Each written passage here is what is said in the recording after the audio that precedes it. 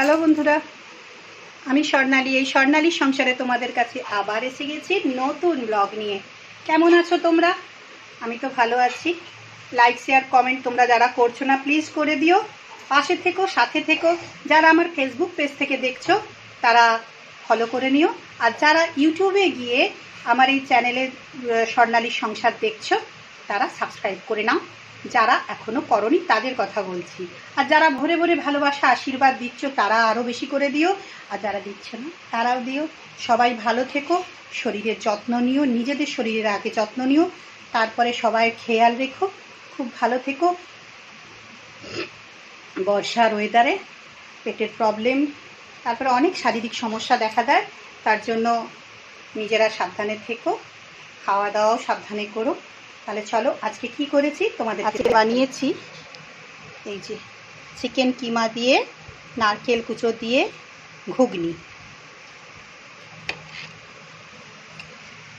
আর বানিয়েছি ভাত।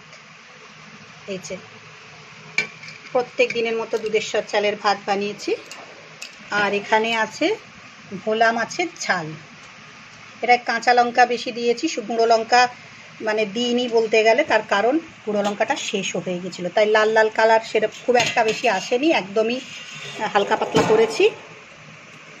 আর ওটা বাবা ছেলের, আর এটা হচ্ছে আমাদের ভাই বোনের। আমরা ওটা খাবো না, ডিমের ডালনা করে রেখেছি।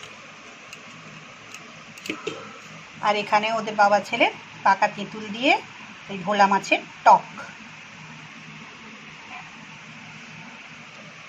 আর আছে এখানে স্যালাড কাটা আছে, শসা, পেঁয়াজ, কাঁচা লঙ্কা, টমেটো, লেবুটা কাটা হয়নি। এই হচ্ছে আজকে আমার মোট মেনু। কেমন লাগলো বলো, ভালো লাগলে অবশ্যই বলবে, যেমন খারাপ লাগলেও বলবে। কোথায় ভুল চুক হচ্ছে সেগুলো তোমরা আমার শুধরে দেওয়ার চেষ্টা করো। তো চলো, সবাই খুব ভালো থেকো, হাসি খুশি আনন্দে থেকো, সবার শুভ হোক, মঙ্গল হোক এই কামনা করি এবং করব। আর আমি আবার আসবো তোমাদের কাছে নতুন ব্লগ নিয়ে। চলো টাটা।